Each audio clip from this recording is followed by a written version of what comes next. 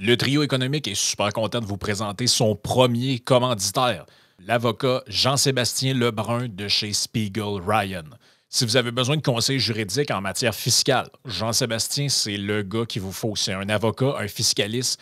Il vous offre une gamme complète de services pour répondre à vos besoins en matière d'achat, de vente d'entreprise, de planification fiscale et successorale et aussi pour résoudre des litiges fiscaux.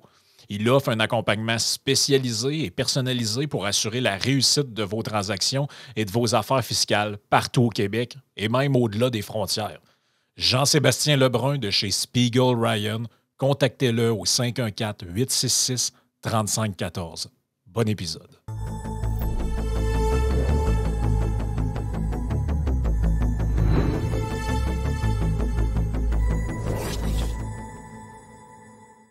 Hey, bienvenue dans le trio économique. Aujourd'hui, on est avec Vincent Geloso. On parle de toutes sortes de sujets, mais le sujet qu'il nous a envoyé pour la partie Patreon, si je ne me trompe pas, il est quand même assez intéressant. Une monnaie faite avec des jeux de cartes. En fait, c'était pour la partie principale. Pour vrai? Ben, la partie Patreon, c'est le cours. Ah, ben oui, OK. Mais ça ressemblait à un cours aussi, fait que c'est deux cours aujourd'hui. Ben, c'est plus un aspect d'histoire du Québec qui est comme vraiment funky. Fait que c'est comme, on fait de l'histoire économique du Québec, là. Comme de quoi que les Gaspésiens qui ont coupé des 20$ en deux récemment, c'est peut-être pas la première fois qu'on fait des niaiseries de même au Québec. Non, puis c'est probablement même pas la pire niaiserie qu'on a faite. Je pensais que tu allais dire non, mais c'est probablement pas la dernière. Ah, c'est que j'aurais dû. Ben, écoute, ça sera ni la première ni la dernière.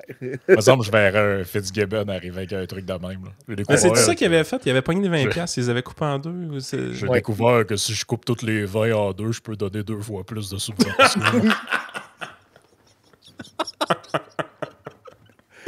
Oh, man. Mais on va s'ennuyer de lui. Je veux dire, Lui déjà, il était tellement une caricature. Ah, mais il va avoir des bons remplaçants. L'autre, le banquier va être pas pire, je pense. Ah ouais, le banquier va être bon, lui. Écoute, il faut séparer l'investissement des dépenses. Je savais pas qu'il y avait une différence, mais écoute. Écoute, c'est comme ça. C'est pour ça qu'on appelle ça des dépenses d'investissement, mais écoute, je savais pas que c'était différent, en tout cas. Exact. Écoute, je ne sais pas si tu veux que je mette à l'écran ta présentation tout de suite ou tu veux l'introduire d'une autre manière. Non, c'est la meilleure manière d'introduire parce que la première image dit tout, puis c'est vraiment un truc funky d'histoire du Québec. Pour ceux qui sont à l'audio, ce qui est présentement montré, c'est une carte, un valet de cœur de la période de la Nouvelle-France. C'est un jeu de cartes. C'est un jeu de cartes. C'est un jeu de cartes. Et de l'autre côté, il est écrit le nom de l'intendant de la colonie, du gouverneur, et il est écrit pour la somme de 50 livres 1714. Et donc, ça, c'était la première expérience, pas en 1714, parce qu'il y a eu plusieurs répétitions de l'expérience, mais c'était la première expérience avec du papier monnaie qui n'était pas lié avec des... qui n'était pas une espèce sonnante, donc avec des pièces d'or, dans les Amériques. La première expérience de papier-monnaie, c'était au Québec, et ça a commencé en 1685. Et comme la colonie n'avait pas de papier, on prenait les cartes de jeu et on écrivait derrière avec la signature du gouverneur ou de l'intendant. Fait qu'on est les premiers à avoir une monnaie papier, mais on n'avait pas de papier. On n'est pas Exactement. préparé. C'est ça qui est drôle. Mais c'est Il y a une logique, probablement, ça devait être un bien d'importation, je me doute, dans le fond. Fait que c'est ça qui créait la rareté, vu qu'il fallait importer des cartes, je veux pas. Exact. Ben, c'est la justification qui est donnée, mais quand tu cherches la raison pourquoi les cartes ont été utilisées explicitement dans la correspondance entre le gouverneur et les ministres de la Marine, les ministres des colonies à Versailles, ils disent pas pourquoi les cartes en particulier, pourquoi pas des pages de Bible ou des choses comme ça, je sais pas. On présume que c'est la raison. Là, la valeur n'avait pas rapport avec ce qu'est la carte. Là. Mettons un 2 de pique, ça va être la même chose. C'était juste écrit derrière, donc OK. c'est juste ça. Mais c'est un épisode, si tu vas sur le site de la Banque du Canada et tu écris la monnaie de carte ou Playing Card Money, tu vas trouver qu'ils en parlent. Si tu vas au musée de la monnaie royale, ils vont en parler. Il y a toujours une section de ça. C'est un épisode d'histoire économique du Canada. et d'histoire de la monnaie qui est très, très, très connue, puis qui est parmi les gens qui s'intéressent aux questions économiques, mais c'est une sorte de drôle d'épisode, largement parce que c'est sur des cartes de jeu. Fait que même un pays étranger comme le Canada va intégrer dans son histoire économique des volets d'un pays étranger de la Nouvelle-France. Parce que ça... Ben, c'est pas la première expérience avec du papier-monnaie dans le passé, mais... Non, mais je faisais mon péquiste, là, ici. Écoute, je veux pas donner le crédit d'une mauvaise idée aussi mauvaise que celle-là. Mais c'est quand même un puzzle parce que... Puis j'ai écrit sur ça. Oui, merci. Pour ceux qui sont à l'audio, Frank a glissé une petite vite sur mes affinités qu'il a inventées de toutes pièces. Comme quoi que je serais un péquiste, malgré avec ma Miata, bien sûr. Mais t'es notre péquiste préféré, on l'a tout le temps dit. Exact. Non, mais je veux juste savoir, t'en as-tu juste un dans ce set-là? Il n'y a pas beaucoup de péquistes dans ma liste de gens que j'aime. C'est sûr de savoir si la liste était un. Mais là, l'historique de ça, là, ça commence quand? Ça se termine quand? Ben écoute, fait que ce que je vais faire aujourd'hui, c'est pas mal résumer ma recherche sur ça. Puis, fait que là, tu sais, la prochaine image dans le deck que je montre, c'est juste la couverture de l'article qui avait été publié. Mais juste après, de l'article, dans la slide juste après, il y a une sorte de timeline. Fait qu'on va juste...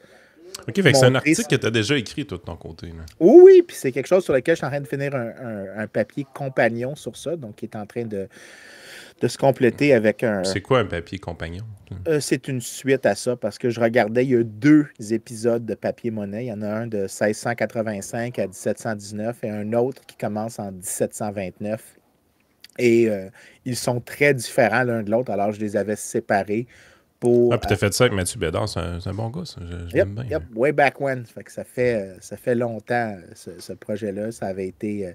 il y avait eu des difficultés au début parce qu'il nous manquait un type de données, puis par accident, on a trouvé le type de données qui nous permettait de compter l'histoire que moi, je vais vous raconter. Fait que on va faire Fait que faire la première épisode, c'est les cartes, puis l'autre d'après, c'était quoi? C'est aussi les cartes, mais ça vient avec un autre truc qui s'appelle les ordonnances, qui ne sont pas juste des cartes. Fait que la première fois, c'est presque exclusivement des cartes. La fois d'après, c'est des notes promissoires à toute fin pratique qui sont écrites sur du papier plus normal, pas juste des cartes de monnaie. Donc, mais tu as l'air d'en parler un peu comme des grands échecs quand même, je me trompe-tu? Oui. Puis, mais c'est vraiment, mais ça va donner en même temps pour les auditeurs, il y a beaucoup de théories économiques que tu peux simplifier dans cette affaire-là puis comprendre super simplement. Fait que juste à la prochaine slide... On va-tu s'approcher, mettons, des exemples comme l'île où est-ce qu'on s'échangeait la monnaie qui était des pierres rondes ou des affaires de même? Tu vas-tu avoir ça un peu dans le cours aujourd'hui? Pas mal. Yes. Fait que tu vois, il y a des trucs vraiment funky qu'on va pouvoir parler. Fait que là, ceux qui sont à l'audio, ceux qui sont au visuel, là, ce que les gens au visuel voient, c'est la chronologie du premier épisode. Puis le mot « issue », c'est quand est-ce que le gouvernement colonial a fait des émissions de monnaie sur de la monnaie de carte. À jouer. Donc, la première émission, c'est en 1685. Fait qu'on va juste faire les détails historiques pour qu'on soit bien coupé. Fait que le gouverneur, il n'est pas capable de payer ses troupes. Il n'y a pas assez d'espèces sonnantes. Les soldats sont un peu fâchés et les magasins de la ville de Québec n'acceptent pas le crédit tel quel. Et le gouverneur essaye d'emprunter et les marchands ne lui font pas vraiment confiance. Ils proposent l'équivalent d'un taux d'intérêt de 33 pour OK, fait qu'on est un peu fourré, là, rendu là. Oh, ouais, ben tu sais, à 33 de taux d'intérêt pour ça, c'est pour un prêt de court terme. Les gens, le gouverneur est Parce qu'à l'époque, là, mettons que tu veux emprunter de l'argent, tu es un gouverneur ou un roi ou un monarque, peu importe, là, mais tu peux pas aller sur les marchés financiers. Là. Non, pas vraiment. C'est dans le fond, c'est comme les faut que tu trouves une coupe de dudes dans la ville. Tu trouves une coupe de dudes dans la ville. Dans d'autres endroits, ils auraient appelé ça l'aristocratie. Je ne suis pas sûr qu'il y avait une aristocratie forte. La classe marchande aussi. Ouais. Fait que c'était plus comme les bourgeois, entre guillemets, de l'époque qui pouvaient les prêter. Le gouverneur ne pouvait pas appeler Mark Carney pour imprimer de l'argent. Là. Non. Ben, en fait, il s'est trouvé une sorte de Mark. En fait, il s'est improvisé en banquier. Là. Mais en gros... Il s'est trouvé son fou du roi, tu veux dire. Ben, laissons ça de côté. Fallait que quelqu'un mette Fitzgibbon. Ce qu'il fait, c'est comme il sait que le roi a promis qu'il allait envoyer des espèces sonnantes, il dit, je vais émettre des notes promissoires sur le dos des cartes. Donc, je vais écrire sur une carte 100 livres ou 50 livres, puis je vais donner ça en paiement aux soldats. Et les gens dans la ville devront les accepter à un certain taux. Fait qu'à cette époque-là, la monnaie en France, c'est des livres, si je comprends bien. Ben c'est l'unité de compte. Donc, les pièces, ça, c'est un truc que aujourd'hui, le mot piastre, pourquoi est-ce qu'on dit les piastres au Québec? C'est parce que généralement, la pièce de monnaie qui circulait, c'est des pisterines, qui était la pièce espagnole, parce qu'elle était de bonne qualité, mais notre unité de compte, c'était des livres. Donc, on était capable de dire que, disons, dans un pisterine, il y avait 3 ou 4 ou X nombre de livres. Donc, quand on dit la piastre, c'est en fait le nom de l'unité, que la pièce de monnaie en soi était la piastre, mais le système de compte était le livre. Ouais, donc, c'est pour ça que c'est resté dans le langage francophone. C'est ça. Donc, c'est là, la dernière fois, je vous avais dit, c'est pour où est-ce que vient le sou, le denier. La piastre vient de cette origine-là. Donc, c'est de là que le mot piastre vient. C'est le dollar espagnol. Puis c'est quelque chose, autrement dit, qui n'a jamais réellement existé dans la monnaie royale canadienne, la piastre, mais c'est resté dans le langage francophone tout ce temps-là quand même. C'est assez spectaculaire. Quand tu y penses, c'est assez intense. Hein. Ben, c'est le fun de faire un peu d'histoire. Puis pour des gens de l'IRIS, ça leur donne infiniment plus d'histoire qu'ils avaient avant. 54. Fallait que je le fasse. Il dit que comme le roi va lui envoyer des piastres et d'autres pièces sonnantes, il promet que les gens qui ont des cartes, qui vont se présenter à lui dans 3 ou 6 mois, j'oublie exactement le nombre de mois, il va leur offrir la valeur qui est écrite sur la carte en pièces d'argent. Et la première émission, il la respecte. Donc, quand les gens arrivent à la date promise pour avoir ce qui était écrit dessus en espèces sonnantes, le gouverneur, pas l'intendant, c'était l'intendant à cette époque-là, Jacques Demeule, redonne la quantité promise. Et les gens commencent à trouver que c'est utile, qu'au début, en fait, ça règle les problèmes de liquidité, ça fait un médium utile dans l'échange. Fait qu'ils ont eu confiance assez rapidement dans le système. Exactement. Puis là, le gouverneur commence à en émettre un petit peu plus souvent. Donc là, il répète en 1686, il répète en 89, 91, 92. Il répète en 92. Peux-tu qu'il en émet plus que le nombre de pièces qui pourraient arriver? Tu vois qu'éventuellement, c'est pas mal ce qui se passe. À un moment donné, le gouverneur, il trouve ça vraiment le fun parce qu'il peut payer des dépenses qu'il n'était pas capable de faire immédiatement. Fait qu'il s'est pris pour le gars du Zimbabwe avant le temps. À partir de 1691, il commence à devenir un petit peu trop généreux avec ça, puis il décide, écoute, maintenant, ça ne sera plus contre des pièces d'or, ça va être contre le revenu d'une vente de peau de castor à Amsterdam dans 1 an et demi. Des trucs vraiment, là, ça devient... Des contrats à terme avant le temps. Oui, c'était la note promissoire est un contrat à terme par définition. C'est juste que là, le gouverneur s'est mis à jouer un peu avec la définition et il le fait de plus en plus fréquemment, mais il le fait aussi à des montants beaucoup plus élevés. Et ce qui est drôle, c'est que pendant les premières 15 ans de ça, même les premières 20 ans, la monarchie refuse d'honorer ça. Donc, Versailles dit arrêtez de faire ça, c'est pas une bonne idée, je veux pas que vous fassiez ça. Pas pour les raisons que nous, on dirait aujourd'hui, parce qu'eux, ils disaient il va y avoir trop de contrefaçons, les gens vont pouvoir tricher, c'est écrit sur des cartes après tout. Et le roi refuse de donner monnaie légale à ça. Donc, il dit que si les gens se présentent à Paris ou à une place où est-ce qu'il y a une monnaie royale, donc le mint, je sais pas c'est quoi en français. Mint, hey boy. C'est quoi en français, mon Dieu?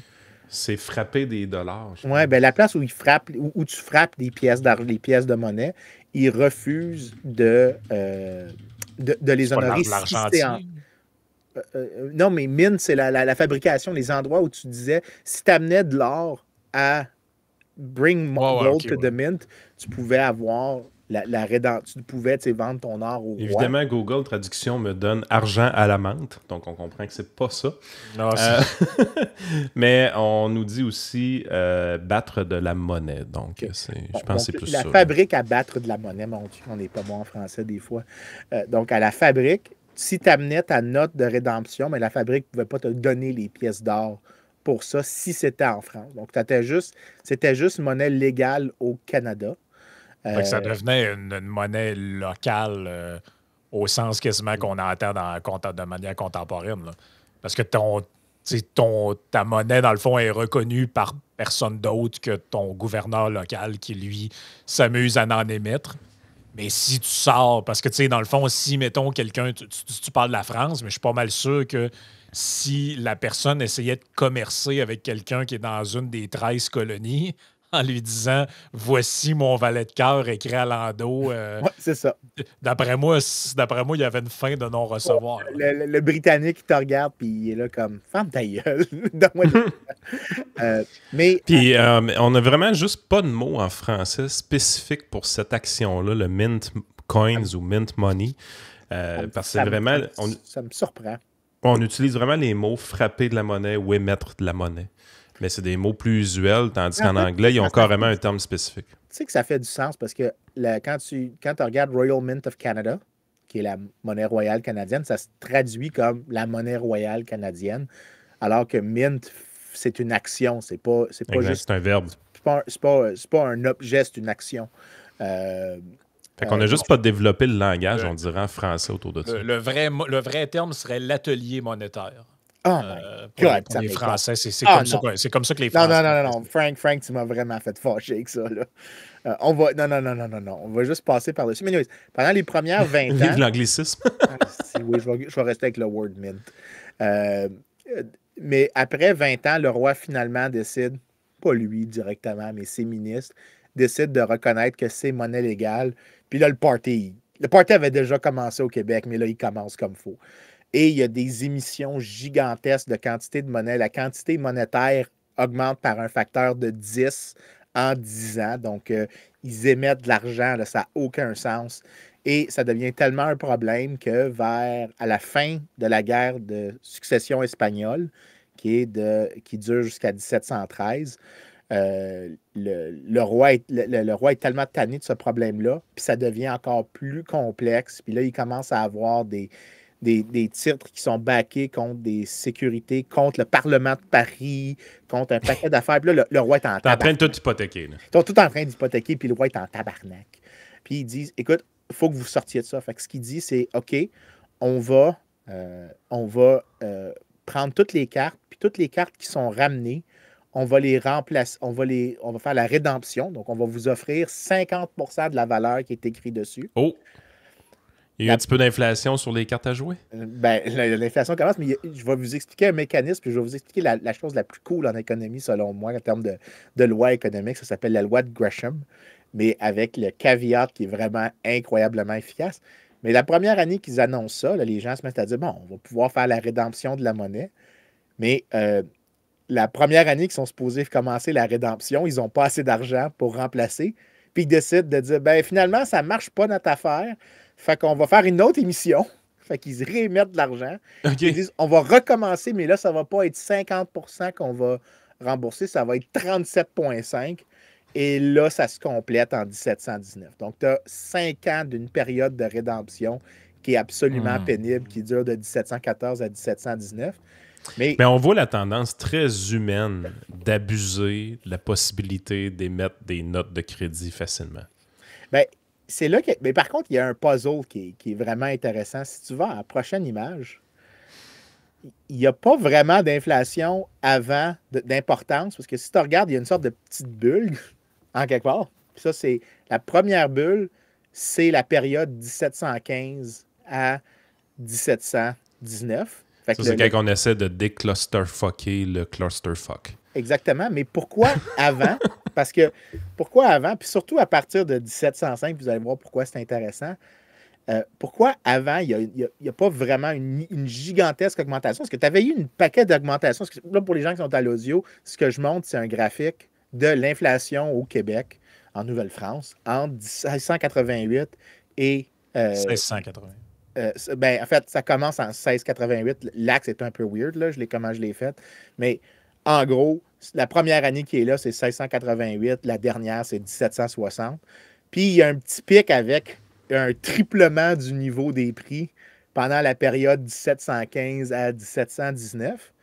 Mais le problème, puis le puzzle, c'est pourquoi l'inflation n'a pas commencé avant. Le gouvernement avait commencé à imprimer un paquet d'argent, puis il imprimait sans cesse. Fait que pourquoi est-ce que l'inflation n'a pas commencé massivement plus tôt? Elle a juste pris genre un gros... Écoute, si je tente une explication ici, l'information circule pas rapidement et très librement. Fait que les gens, avant d'ajuster les prix, parce qu'ils se rendent pas compte, sont en train de se faire flooder de monnaie tout de suite. Ça prend un temps avant de s'en rendre compte. Ça se peut-tu? Ben, peut-être 6-7 mois, mais pas 20 ans. Ouais, j'avoue. C'est quand même weird. Normalement, on aurait dû vivre de l'inflation. Ben, c'est là que les gens oublient quelque chose qui est très important, c'est que... La population augmente, la productivité augmente, c'est tout ça faire la main? Ben, je vais donner la réponse finale déjà un peu. C'est une application de ce qu'on appelle la loi de Gresham. La loi de Gresham a dit quelque chose de super simple. La bonne monnaie est chassée par la mauvaise monnaie. Bad money drives out good money. Puis là, ce qu'il faut que tu t'imagines, c'est que tu as plein de monnaies qui circulent différentes. Il n'y a pas juste les cartes à jouer, là. Il y a d'autres choses aussi. Il y a d'autres choses qui circulent. Bien, ce qui va se passer, c'est que, et là, il y a une condition super importante. La condition, c'est que si il y a un legal tender, c'est-à-dire que si l'État fixe le taux de change, c'est la mauvaise monnaie qui va dominer. La raison pour ça, c'est que tout le monde a une incitation à utiliser la mauvaise monnaie parce qu'elle n'est pas stable, parce qu'elle n'est pas efficace. Fait que toi, si tu es le marchand, ben, tu veux, si toi, tu es la personne qui offre, tu ne veux pas offrir la bonne monnaie, tu veux offrir la mauvaise monnaie pour t'en départir le plus vite possible. Et le marchand, lui, veut aussi se départir de la mauvaise monnaie. Donc, quand il va acheter ses affaires à lui, il va aussi les acheter en donnant les mauvaises monnaies. Alors, son objectif... Exemple récent, par exemple, en Argentine, ton peso argentin, tu veux t'en débarrasser, tes dollars US, tes conserves précieusement. Ouais, même au Mexique, mettons. Si vous allez au Mexique, là, les Mexicains, eux, veulent utiliser l'argent mexicain pour acheter, mais ils veulent que tu les paies en dollars américains, par contre. Exactement. Mais par contre, tu remarqueras que, et c'est là que, par exemple, en Argentine, tu as un marché illégal. Où est-ce qu'il y a le vrai taux de change qui apparaît? Et là, tu peux utiliser des pesos, mais tu dois les utiliser au vrai taux de change du marché, pas au taux que l'État a dit qu'il était. Alors, la loi de Gresham, elle dit, c'est que les trading cards se transigeaient dans un genre de black market, puis ça, on n'avait pas les taux exacts de c'était quoi les chiffres. Fait que t'arrivais avec ton dollar de cœur, c'était écrit 50, mais sur le marché, t'avais pas réellement 50. Exactement. Donc, ce qui se passe, c'est que, et ça, c'est vrai, c'est la partie de la loi qui dit, c'est que si mettons, tu es capable d'échanger, d'ajuster les taux de change entre les monnaies, bien, si tu triples le nombre, imagine maintenant là, qu'on triple la quantité de dollars canadiens, bien, le taux de change avec les États-Unis va tomber d'un tiers. Le dollar canadien va toujours être un dollar canadien, mais au lieu d'acheter, disons, un dollar américain, il va acheter 30 cents d'un dollar américain. Ça ne va pas rien changer d'autre que les taux de change entre les monnaies. Puis, si tu as un libre marché, ce que tu as dans les monnaies internationales, les taux de change s'ajustent entre les pays de manière libre, instantanée. Bien, ça serait la même chose, mais là, à l'intérieur d'un pays, à l'intérieur d'une colonie où là, tu as plusieurs monnaies qui circulent. Alors là, si tu arrives au magasin et tu dis, et là, tu n'as pas le taux, tu n'as pas de loi, tu n'as pas de loi, tu n'as pas d'État, il y a juste plusieurs monnaies, puis tu en as une que le dude qui fait cette monnaie-là, il a comme triplé par sa tête la quantité qui circule. Bien, moi, je le sais comme marchand, donc je vais dire, si tu me payes en dollars américains, c'est 1 $, et si tu me payes en dollars du gars débile, c'est 3 $ que je veux. Fait que si je mets ça, il a expliqué ce qui se passait, là, c'est que les marchands puis les paysans, tout le monde tradait. Il y avait les fameuses cartes à jouer, qu'on pouvait avoir une rédemption à 50 livres pour un valet de cœur, par exemple. Mais ils tradaient entre eux autres à peu près à 25 de leur côté. Au lieu d'être à 50, ils tradaient plus à 25 de leur bord. Parce qu'il y avait aussi des pièces d'or qui circulaient. Fait qu'à tout bout de champ, tu pouvais faire une transaction en pièces d'or, puis là, ça se faisait d'une manière très simple. Puis si t'arrivais avec ton valet de cœur, le gars te regardait et disait « Ouais, je sais que c'est écrit 50, mais moi, je considère que c'est 25 pièces d'or. Cancel le projet. » Ton avantage était que tu, comme marchand, si tu ramassais plusieurs valets de cœur, tu pouvais te revirer de bord puis aller chercher ta redemption directement au gouverneur puis dire hey, « Moi, je veux le 50 qui est écrit dessus, je veux l'avoir. » Mais c'était probablement assez inaccessible, j'ai l'impression. Fait que c'est probablement la raison que le marché crashait pas de la monnaie parce qu'il y avait personne qui avait accès au roi direct pour avoir la redemption. Quand on a ouvert ça puis on dit là, on se débarrasse éventuellement de cette affaire-là, on va la faire, la redemption, ils se sont rendus compte, Chris, il y en a bien que trop en circulation, on vous donne 50 cents dans la pièce ou même 37 cents dans la pièce. En fait, encore plus simple que ça, c'est que les gens se disaient le taux d'escompte qu'ils vont mettre. Fait que quand toi, tu dis, ben, je sais que c'est écrit 50, mais moi, ça vaut 25. Fait que moi, je suis en train de comptabiliser, c'est, ben, je t'en demande 2, mais je suis en train de comptabiliser les chances que le gouvernement ne paye pas. Ouais, c'est ça que j'allais dire. S'il paye, puis qu'on s'attend à ce qu'il paye la moitié, ben, ça je vaut veux la avoir moitié. le double pour avoir la vraie valeur réelle que ça va.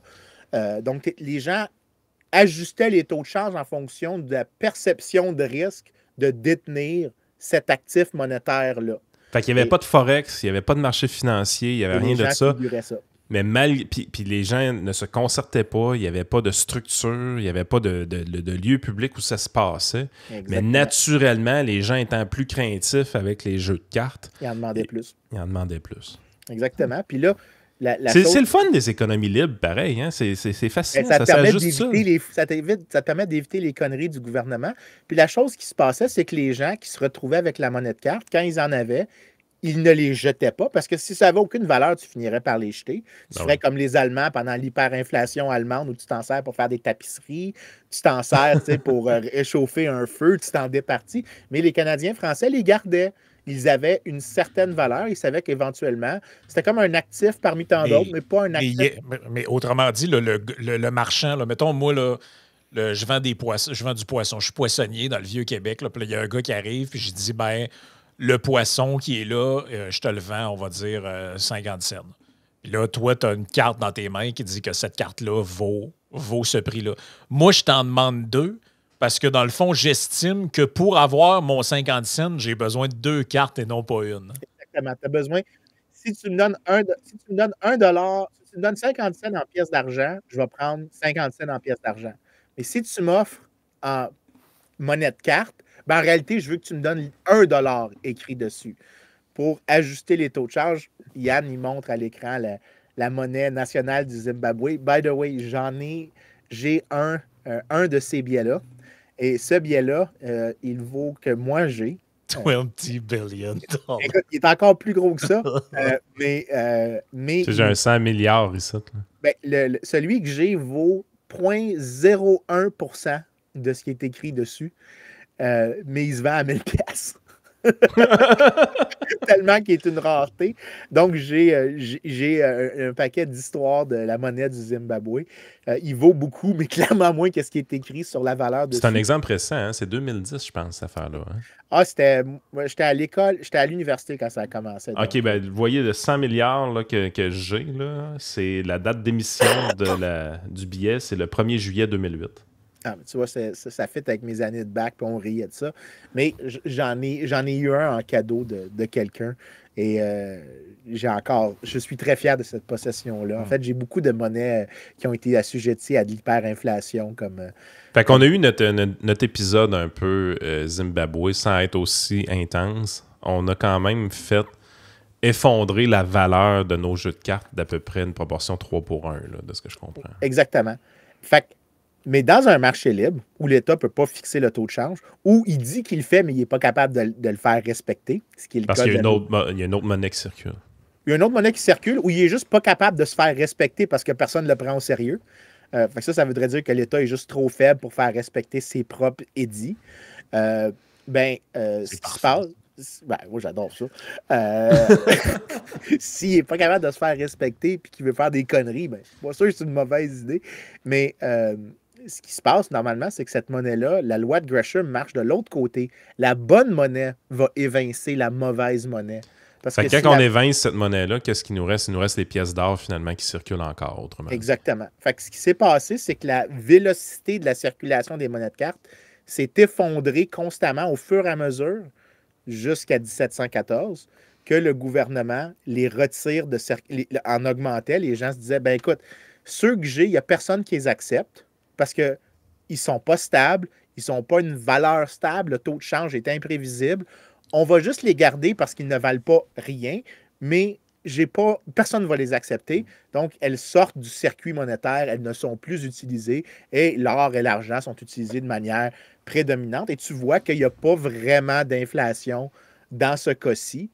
Par contre, puis là, c'est comme si ta carte Wayne Gretzky recrue que tu possèdes depuis longtemps, puis tu penses qu'elle vaut cher, mais un moment donné, Wayne Gretzky arrive, puis il pogne les fesses d'une mauvaise secrétaire, puis il y a un scandale sexuel, puis là, tu perds toute ta valeur d'un seul coup.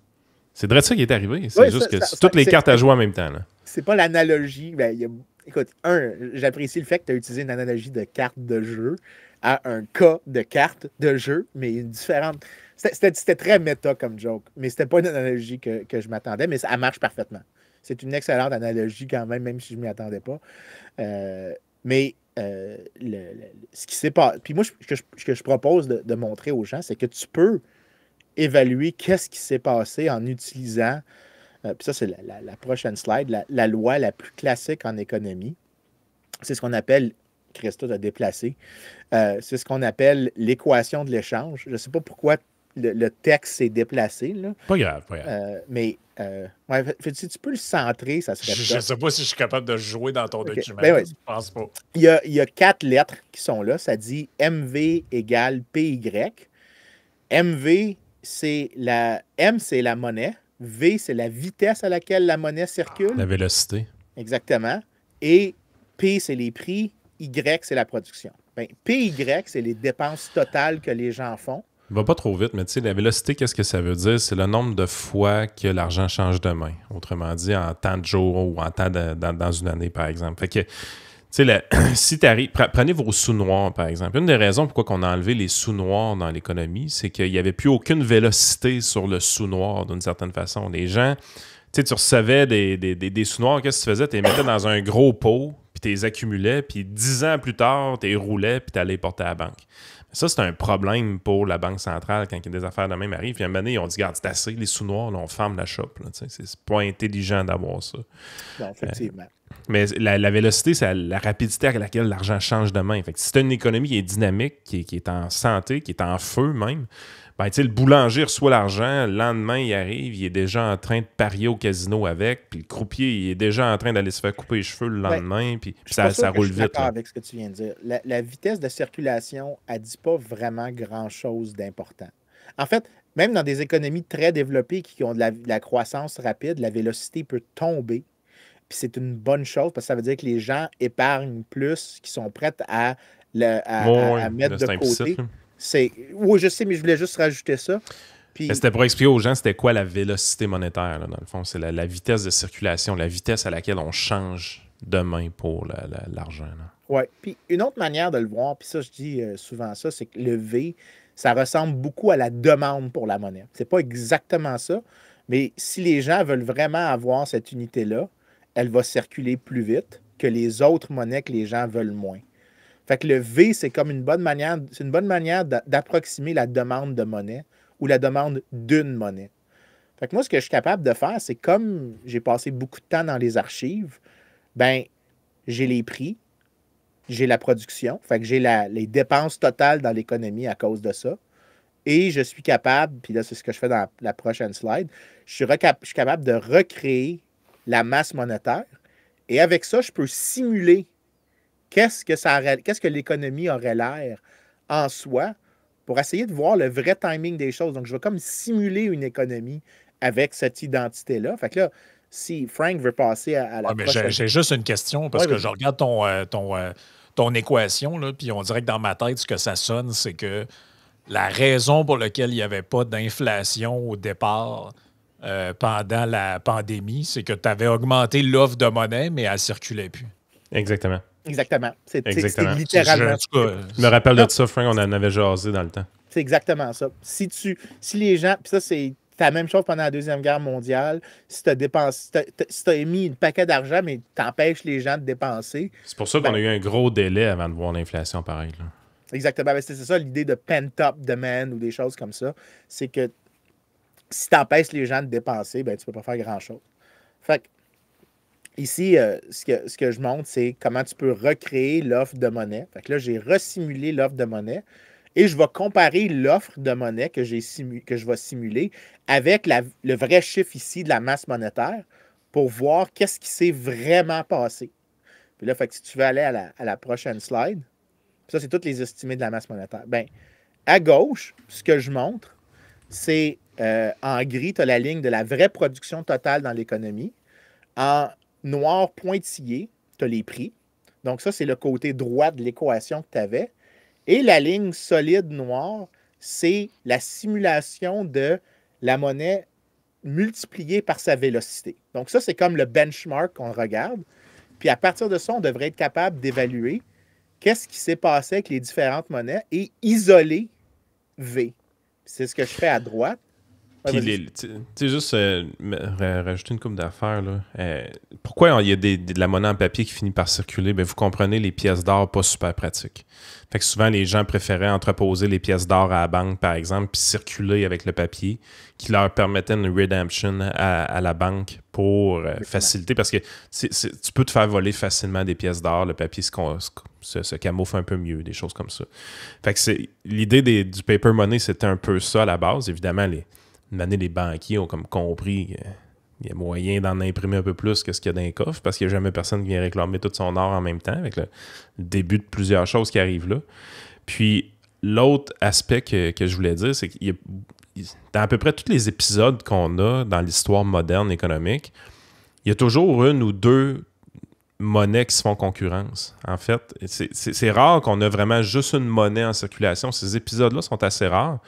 Parce que très longtemps, par exemple, au Canada, tu as le paper money puis tu as l'or qui se promène également. Des fois, tu as même plusieurs endroits que tu as l'or et l'argent qui se promènent en même temps. Fait qu'il y a un taux de change entre l'or et l'argent à plusieurs endroits.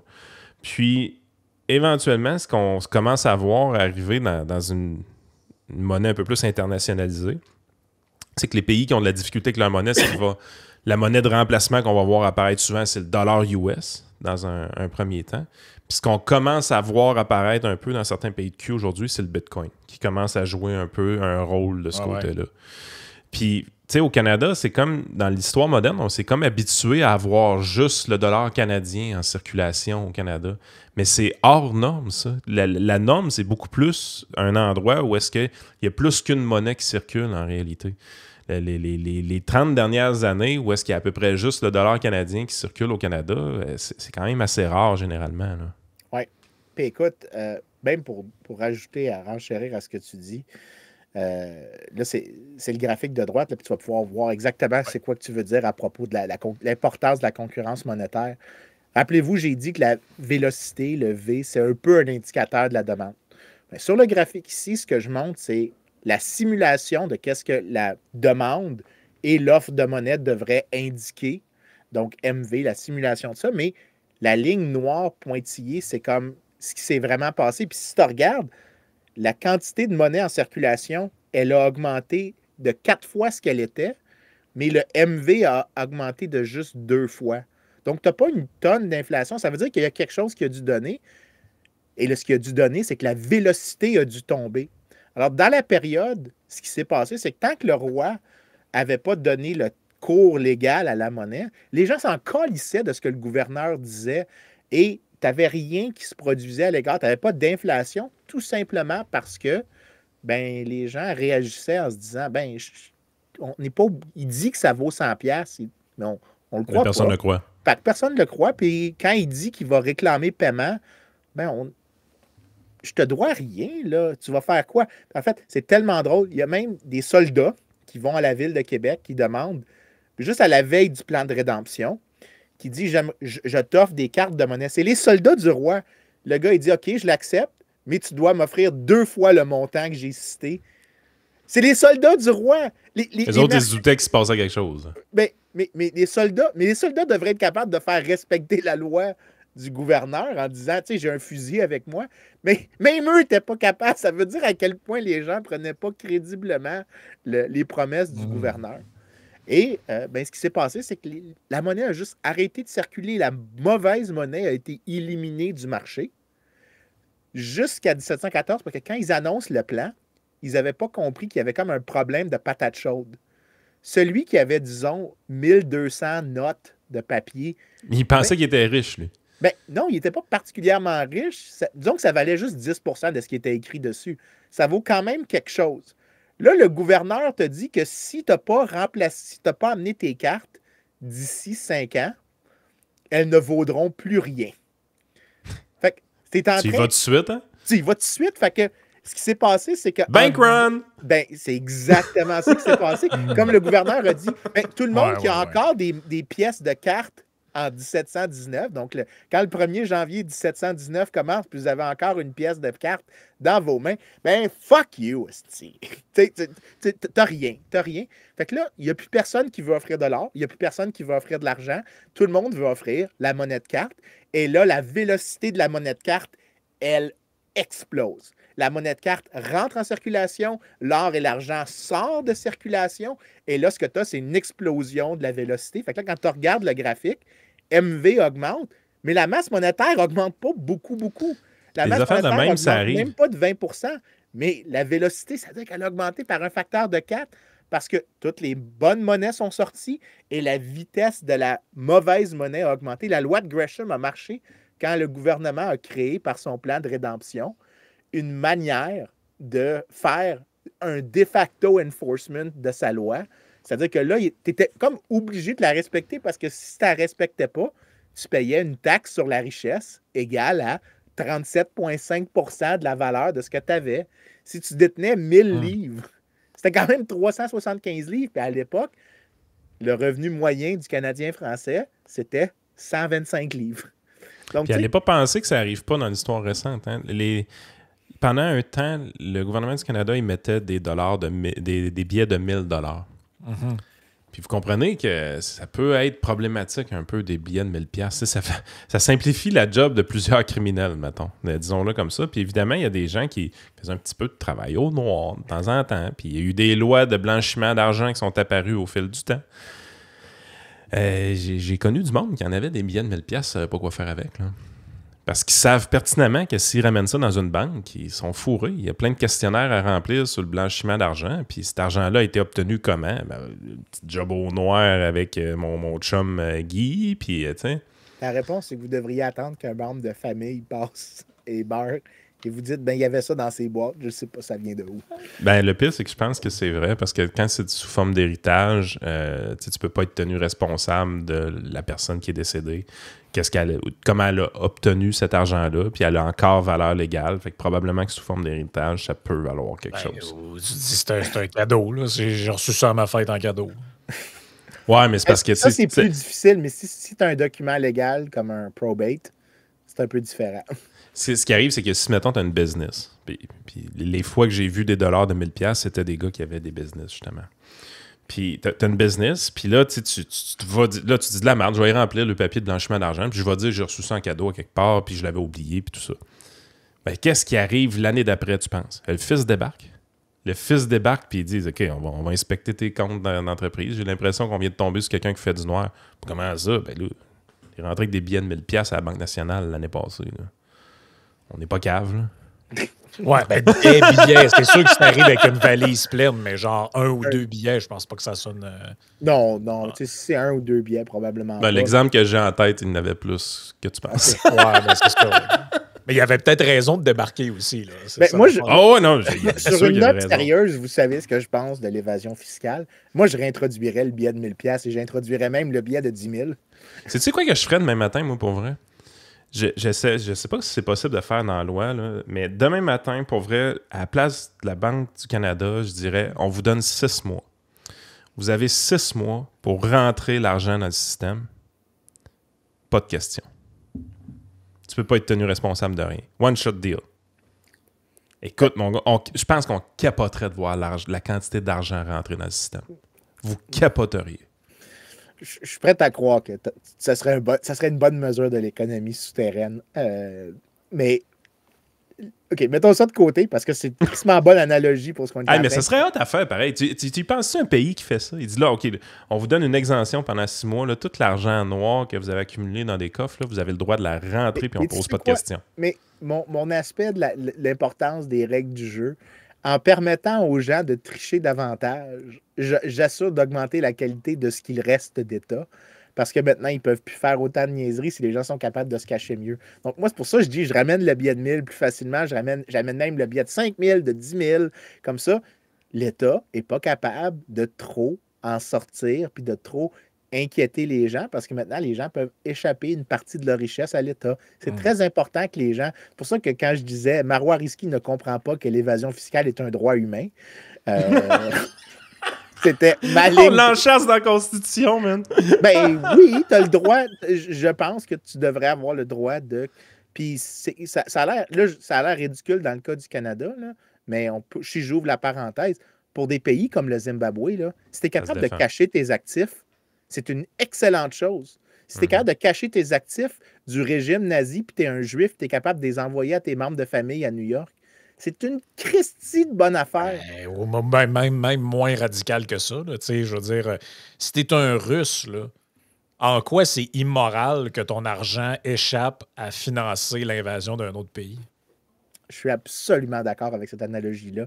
C'est pour ça que le secret bancaire est une des meilleures choses qui existent et on ne devrait rien faire pour l'attaquer parce que être capable de cacher des actifs d'un État abusif, c'est une chose qui est une des garanties de nos protections de liberté civile parce que l'État va toujours aller après celui qui a le plus et il va s'en servir pour après ça aller après celui qui a le deuxième plus. Après ça, en fait, c'est dans tout ce qui s'est passé avec les révolutions Bitcoin. Tu sais, je sais que les gens qui trippent Bitcoin, ils trippent dessus un peu sur un aspect spéculatif puis enrichissement personnel. Tu sais, un peu la pilule pour maigrir, devenir riche facilement puis tout ça. C'est pas le bout qui m'intéresse tant que ça du Bitcoin. Le bout qui m'intéresse du Bitcoin, c'est la révolution qu'il peut faire dans des situations exactement comme celle-là. De dire qu'il y a des gens dans des pays un peu louches ou qui deviennent de plus en plus louches qui décident d'envoyer leur richesse à l'étranger d'une manière facile puis tout ça. Ça reste qu'éventuellement, le Bitcoin va permettre ça, là.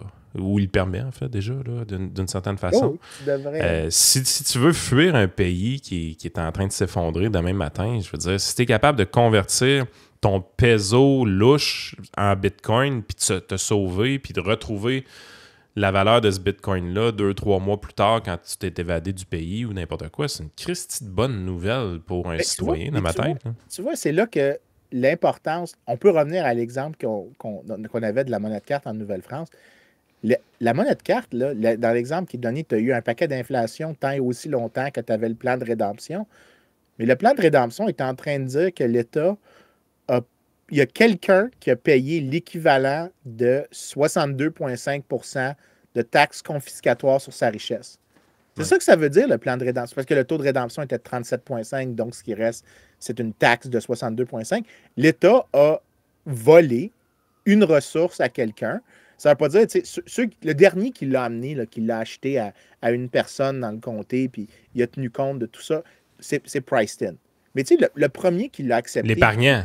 C'est l'épargnant qui s'est fait fourrer. Exactement. Parce que l'inflation, ce que c'est une taxe régressive qui redistribue du créditeur, donc celui qui émet, vers le creditor, debtor, l'inverse, le créancier, celui qui émet la note, celui qui donc la prend, c'est celui-là qui se retrouve à se faire fourrer. Et l'État, dans ce cas-là, c'est lui qui gagne. C'est lui qui redistribue vers lui. Ceux qui souffrent, c'est généralement des gens, par exemple, qui ont des revenus fixes. Et tu peux t'imaginer que ça inclut pas mal les agriculteurs de l'époque. Ça leur a fait immensément mal dans les cantons, les contrées de la Nouvelle-France. Tu trouves même des documents de correspondance, par exemple, d'un agent du roi qui répond que dans les contrées, les gens ne veulent plus échanger, ils ne font plus confiance. Il y a une dépression agricole qui est mentionnée. C'est un peu exagéré, mais il mentionne une détresse économique imposée par ça parce que c'était immensément régressif. Bien, Parce que si tu arrives et tu convertis rapidement, je veux dire, tu fais un échange, tu obtiens une monnaie de carte, tu te revires de bord, il y a un bureau de conversion, tu obtiens tout de suite tes pièces d'or. Pour vrai, tu n'as pas vraiment supporté un risque. Par contre, si tu as fait l'échange, tu as pris la monnaie de carte, tu es retourné à la maison, tu l'as mis dans un petit coffre, tu as mis ça bien, bien sécuritaire à quelque part, dans l'espoir d'accumuler de l'argent pour construire une nouvelle maison, par exemple, ou peu importe. Ben, tu t'es fait fourrer, là. Parce que quand tu arrives 5 ans, 10 ans plus tard, tu arrives et tu n'es pas avant. C'est une des raisons pourquoi, écoute, je me rappelle en République dominicaine, à un moment donné, on fait un genre de sortie, tout ça, puis ils montraient des gens qui vivaient dans des maisons de bois, des genres de huttes, puis tout ça, puis dans le fond de la cour, ils accumulaient des blocs de briques. Puis éventuellement, il était en train de se construire une meilleure maison en briques, plus solide, résistante aux intempéries, puis tout ça. Mais comme que le système bancaire n'est pas fiable, au lieu d'accumuler de l'argent puis éventuellement construire la maison d'un coup, ils achetaient les briques. Ils achetaient les briques une par une parce que la brique, elle se défaisait pas, elle se conservait de toute façon. Puis c'était plus fiable pour eux autres d'acheter la brique et d'entreposer la brique sur leur terrain que d'accumuler de l'argent pour éventuellement acheter toutes les briques qu'ils avaient besoin. Ça me déprime cette histoire-là, mais c'est excellent. Ouais. Cette histoire-là me déprime, mais c'est quand même excellent comme analogie.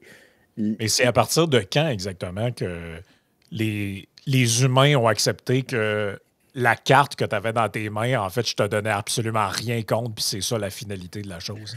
Bien, je te dirais que ça, c'est vraiment un truc beaucoup plus moderne que ce qu'on réalise. En fait, l'invention du papier, de la monnaie d'État, c'est vraiment très moderne. Surtout la monnaie fiat, donc sans backing d'une sorte ou d'une autre. Parce qu'au début, c'était toujours un titre de dette, cette affaire-là. C'est que la banque te devait de l'argent. Te devait des pièces d'or, autrement dit, contre le papier. Oui. Ben, en fait, je vais juste rajouter une chose en premier, puis ça, je vais répondre à ça, parce que Yann, quand il disait son truc sur les bitcoins, la raison que la concurrence monétaire que tu avais parce que l'État était trop faible, ça permettait aux gens d'éviter un minimum du dommage que l'État pouvait poser. Quand il a été capable d'imposer sa volonté, bien, il a été capable de finalement voler les gens beaucoup plus. Donc, ça a été particulièrement dommageable pour l'économie de la Nouvelle-France.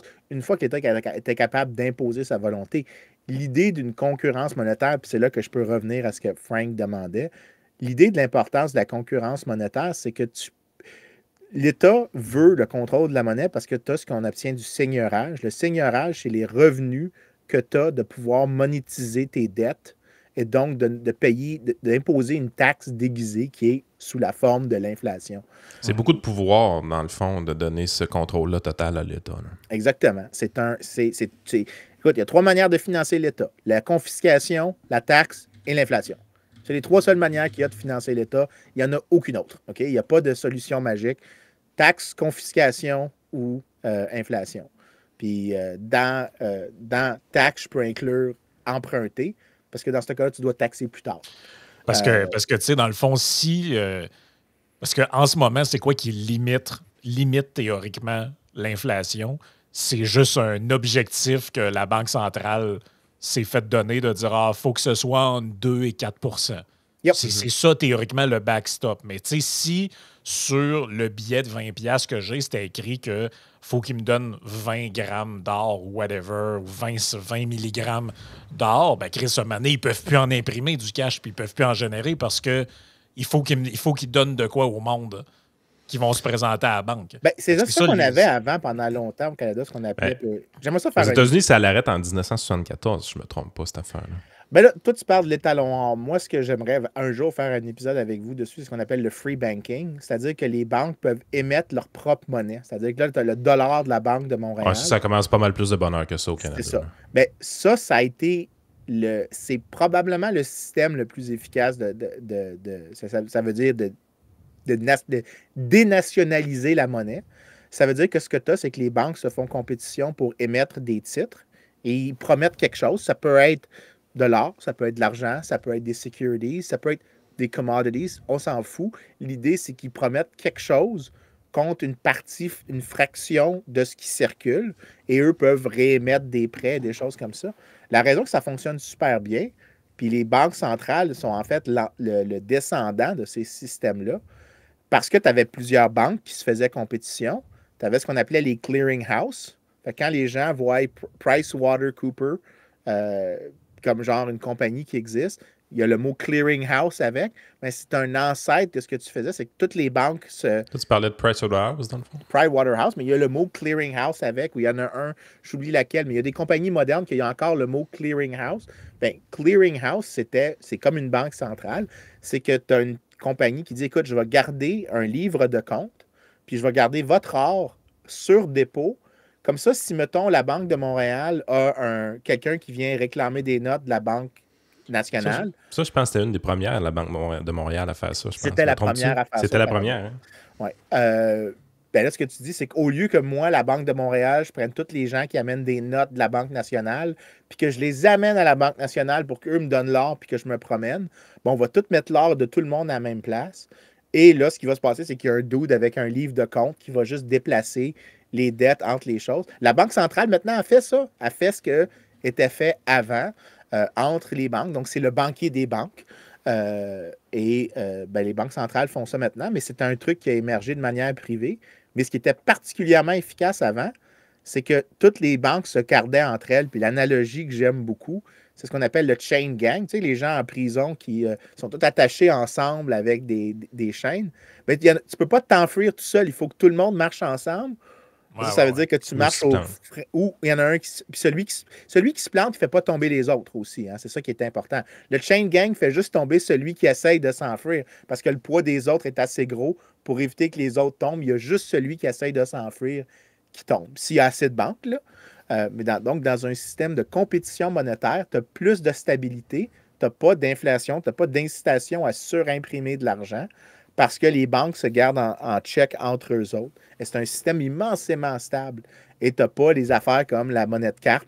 Parce qu'au début, tu vois que la monnaie de carte est utile. Les gens, dans les premières années, ils l'aimaient bien. C'est pour ça qu'ils ont accepté de se faire fourrer éventuellement, sans savoir qu'ils allaient se faire fourrer, parce que, ça simplifie les échanges. Je n'ai pas besoin de garder les pièces avec moi.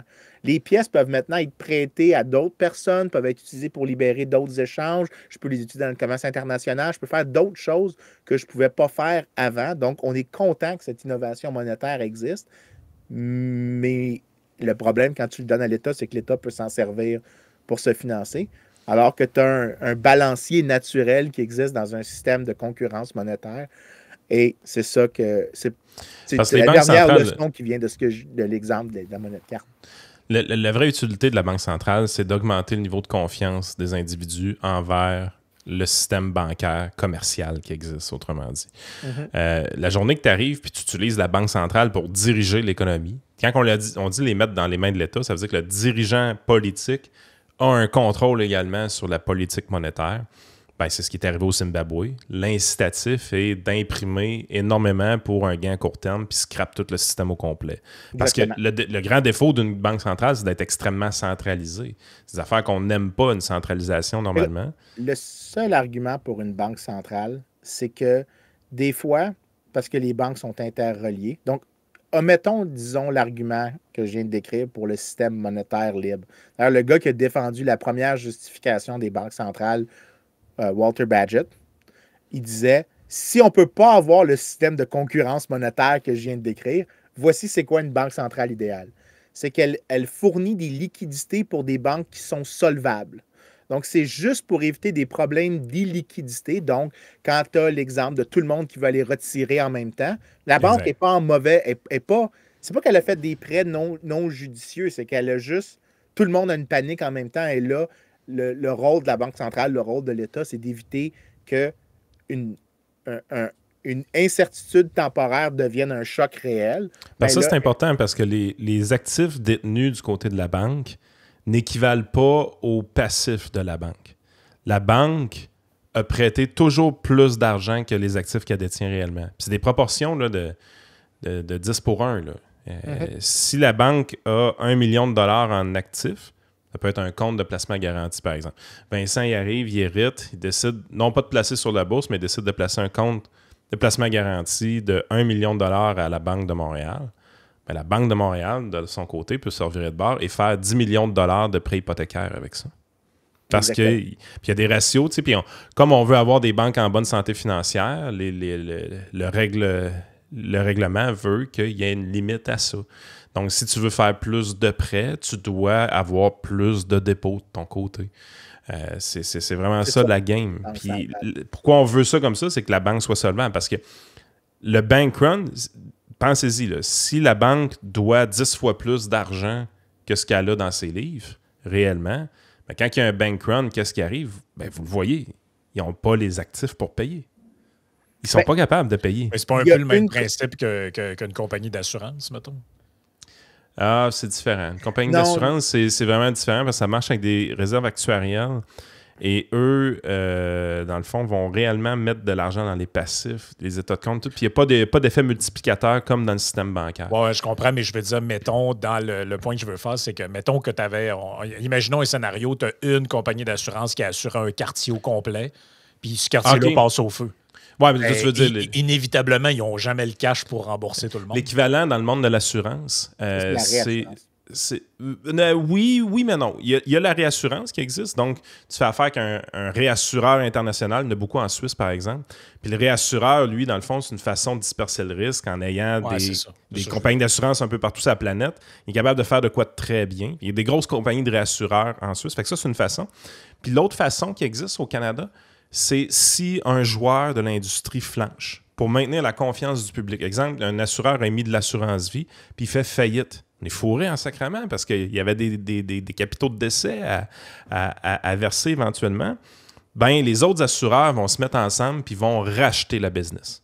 Donc, les autres assureurs vont prendre la business du failli et vont remplir les obligations du failli pour s'assurer que les gens gardent confiance dans le système. Une des dernières que j'ai vécues, ou en tout cas que j'ai vues, puis il y en a peut-être eu d'autres avant, mais c'est une compagnie qui s'appelait, si je ne me trompe pas, c'était Union commerciale du Canada. Et il existait... Je me trompe-tu dans les chiffres? Puis il y avait Union Vie, puis il y avait Union... Je pense que c'est Union commerciale du Canada, je ne suis pas sûr, mais puis il y avait une autre compagnie à Drummondville qui s'appelait Union Vie. Puis eux autres, ils voyaient un risque de leur côté de dire « Écoute, nos noms, ça ressemble tellement qu'on va avoir une mauvaise presse, quelque chose de même. » Fait qu'eux autres ont tout de suite levé la main puis ont dit « On va acheter le book. Leur book, là, ils sont en faillite, là, mais nous autres, on va remplir les obligations de leur book. » Parce qu'ils voyaient vraiment un problème éventuellement pour la marque de commerce de leur compagnie. C'est une transaction qui s'est super bien passée. Ça a bien été de ce côté-là. Ça a été une bonne chose. Mais ces mécanismes-là existent au niveau des assureurs. Puis au niveau des banques, ben, c'est la Banque centrale qui joue ce rôle-là, autrement dit. La clé dans tout ça, là, des systèmes monétaires, vous l'avez compris, hein, il y a un mot qui est important, confiance. Le bout de papier là, qui est écrit 20$ dessus, là, ça a coûté 35 cents à faire. Oui, peut-être même moins, hein, c'est ça qu'on va... Il y a juste le sous-noir, je pense, qui nous coûtait 7 sous à produire. Oui, c'est ça. En tout cas, voici, c'était l'histoire de la monnaie de carte, qui est une belle d'apprendre un petit peu sur ben oui, ça a permis de parler d'inflation, de concurrence des monnaies, de banques, de plein de trucs.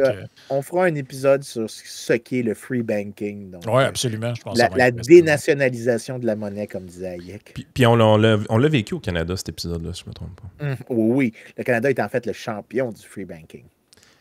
Curieusement, puis on va finir l'épisode là-dessus, mais curieusement, vous seriez surpris comment le Canada, au niveau financier, est considéré comme un pays très innovateur. Les fonds négociés en bourse, innovation canadienne.